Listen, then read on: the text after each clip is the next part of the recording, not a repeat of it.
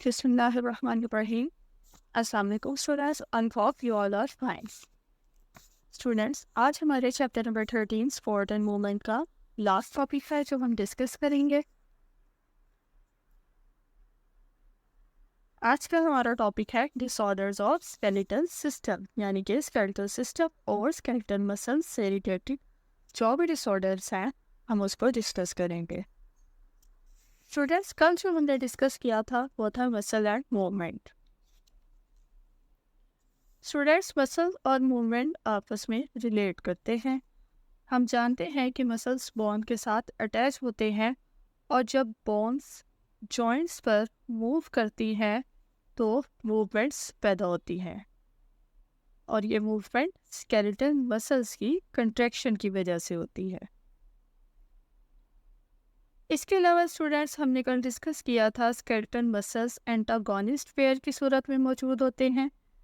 इसका मतलब कि दोनों मसल्स जो है वो ऑपोजिट जॉब्स परफॉर्म करते हैं, यानी कि जब एक मसल कॉन्ट्रैक्ट करेगा तो दूसरा रिलैक्स करेगा और इस फिनोमिना को हम एंटागोनिज्म कहते हैं। इसके अलावा हमने एंटागोनिस्ट स्केलेटल मसल्स की जो एग्जांपल ली थी बाइसेप और ट्राइसेप, उसको हमने डिस्कस किया था।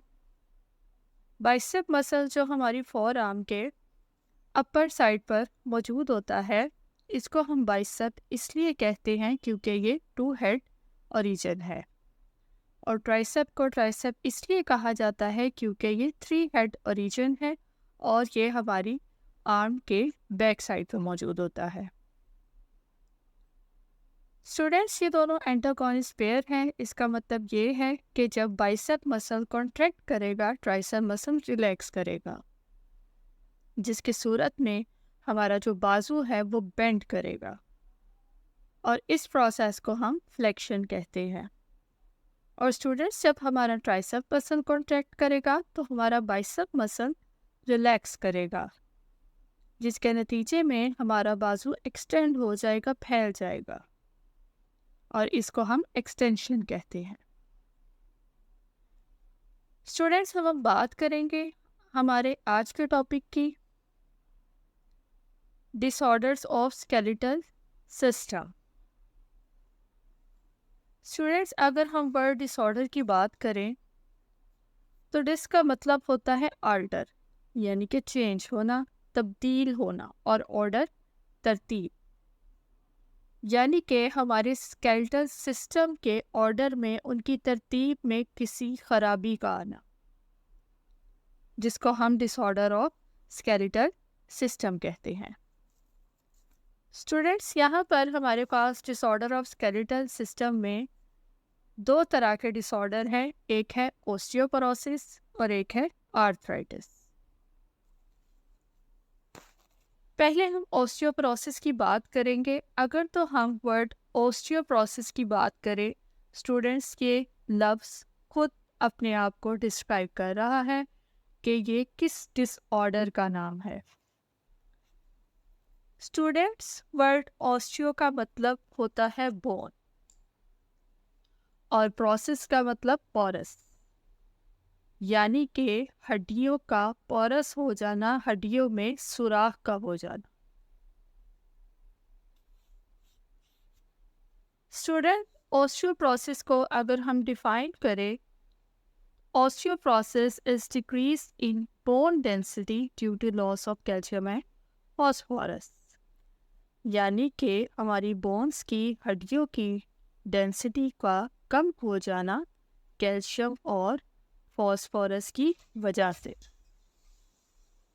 स्टूडेंट्स, अगर हम ऑस्टियोपोरोसिस की कॉज वजूहात की बात करें तो हमारे पास यहाँ पर आता है लैक ऑफ प्रोटीन, यानी कि हम ऐसी डाइट ले रही है जिसमें हमारा प्रोटीन कंटेंट बहुत कम है, जिसकी वजह से हमारी बोन्स वीक हो जाती हैं। इसके अलावा लैक ऑफ विटामिन सी की कमी होना, ये हमारी बोन्स को वीक कर देती है। Lack of physical activity. Students, sometime ऐसा होता है कि हम लोग अपना खाना पीना प्रॉपर टाइम पर खाते हैं, सोते हैं, जागते हैं, लेकिन हम एक्सरसाइज नहीं करते, वर्जिश नहीं करते, जिसकी वजह से हमारी बोन्स वीक हो जाती है। तो हमारी बोन्स की मजबूती के लिए हमें फिजिकल एक्टिविटी की ज़रूरत होती है। स्टूडेंट्स, इसके अलावा हमारी बोन्स को वीक करने में एक अहम रोल ग्रोथ हार्मोन भी करते हैं, स्पेशली ओल्ड एज में। स्टूडेंट्स, जैसे जैसे एज बढ़ती जाती है, बचपन से जवानी और फिर बुढ़ापा, तो हमारी बॉडी में कुछ चेंजेस आती है। उसमें एक ग्रोथ हार्मोन की कमी होना भी है। ये ग्रोथ हार्मोन हमारी बॉडी में ओल्ड एज में जाकर इसकी सिक्रीशन रुक जाती है, कम हो जाती है, जिसके नतीजे में ये ग्रोथ हार्मोन मिनरल्स को बोन पे डिपॉजिट नहीं कर पाता। मिनरल्स हमारी बॉडी को मजबूती देते हैं, जिसकी वजह से हमारी हड्डियां मजबूत रहती हैं। लेकिन जब ये ग्रोथ हार्मोन मौजूद नहीं होता तो मिनरल्स होने का फ़ायदा नहीं है, क्योंकि वो हमारी बोन्स में डिपॉजिट नहीं हो सकेंगे, जिसकी वजह से हमारी बोन्स वीक हो जाएगी। स्टूडेंट्स, एक और हार्मोन है एस्ट्रोजन हार्मोन्स। इस हार्मोन का काम भी हमारे बोन्स पे मिनरल्स को डिपॉजिट करवाना होता है, जिसकी वजह से हमारी बोन्स स्ट्रॉन्ग हो जाती है।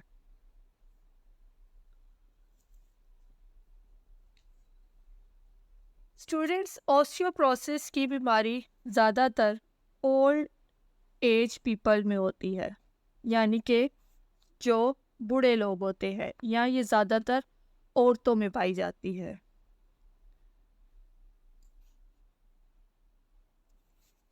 ओल्ड एज पीपल में इस बीमारी का पाए जाना लैक ऑफ एस्ट्रोजन हार्मोन और लैक ऑफ ग्रोथ हार्मोन है।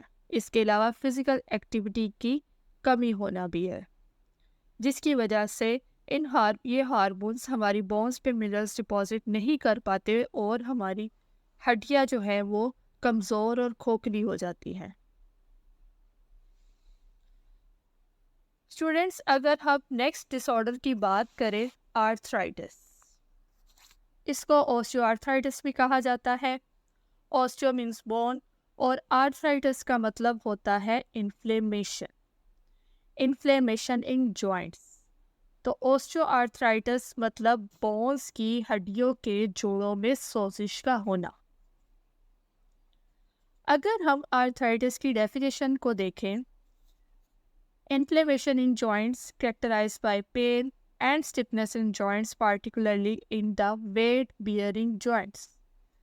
यानी कि हमारी जो जोड़ है, जहाँ हमारी हड्डियाँ मिलती हैं, जब जोड़ बनता है वहाँ पर सोजिश का होना, जिसके नतीजे में जोड़ों का दर्द होना, जोड़ों का अकड़ जाना, स्पेशली ख़ास तौर पे उन जोड़ों में जो कि वेट बियरिंग, जिन पे वज़न होता है, जैसे कि hip and ankle joint. Ankle joint उस जॉइंट को कहते हैं जहाँ से हमारा पाँव स्टार्ट होता है, यानी कि टखना जिसे हम कहते हैं। तो आर्थराइटिस में हमारे वेट बेयरिंग जॉइंट्स पर सोजिश हो जाती है, जिसके नतीजे में दर्द और जोड़ जो है वो अकड़ जाते हैं। स्टूडेंट्स, अगर हम इसके ट्रीटमेंट इलाज की बात करें तो हमारे पास दो तरह का ट्रीटमेंट मौजूद है। एक है पेन किलर्स लेना, जो कि दर्द को कम कर सकती हैं। दूसरा एंटी इन्फ्लामेटरी मेडिसिन्स का लेना, जो कि सोजिश को ख़त्म कर सकती है। नेक्स्ट आर्थराइटिस की फर्दर टाइप्स है। 3 टाइप्स है आर्थराइटिस की: ओस्टियो आर्थराइटिस, रूमाटॉइड आर्थराइटिस और गॉट। वन बाय वन हम इसको डिस्कस करेंगे। Osteo arthritis. Students, osteo arthritis में कार्टिलेज, यानी कि जो हमारे जोड़ों पर मौजूद नरम हड्डी होती है, कार्टिलेज एट जॉइंट्स, वो तोड़ फोड़ का शिकार हो जाता है, यानी कि कार्टिलेज की डिग्रेडेशन हो जाती है। इसके अलावा लुब्रिकेंट का जोड़ों पर से कम हो जाना। लुब्रिकेंट उसको कहते हैं जो फ्रिक्शन को कम करता है।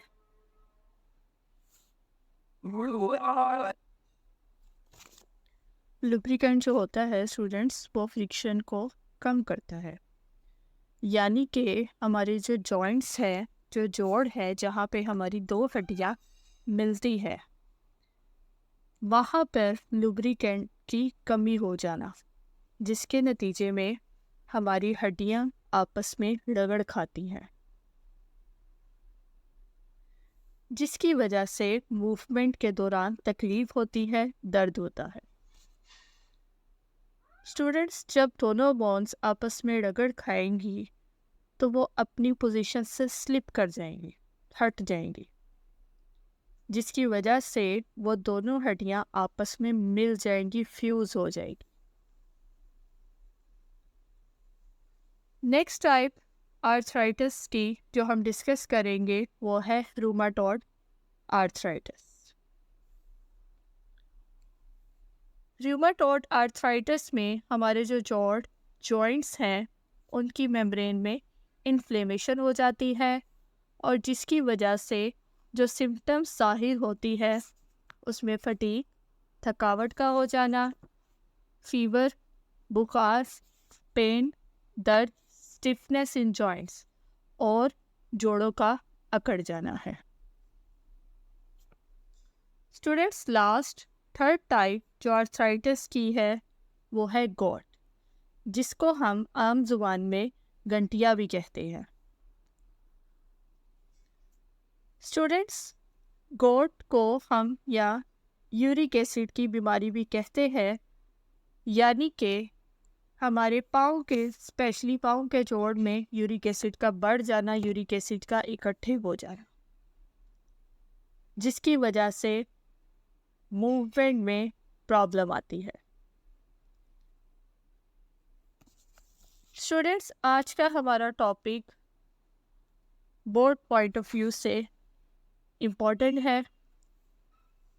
बोर्ड पॉइंट ऑफ व्यू में अगर हम देखें तो disorder of skeletal muscles long question आ सकता है, ऑस्टियोपोरोसिस लॉन्ग क्वेश्चन आ सकता है, आर्थराइटिस अलग लॉन्ग क्वेश्चन के तौर पे आ सकता है, right a note on arthritis types के साथ। इसके अलावा ऑस्टियोपोरोसिस का लॉन्ग क्वेश्चन आ सकता है, what is osteoporosis, discusses causes, treatment etcetera. इसके अलावा एमसीक्यूज के एतबार से ये टॉपिक इम्पोर्टेंट है, शॉर्ट क्वेश्चन के लिहाज से भी इम्पोर्टेंट है।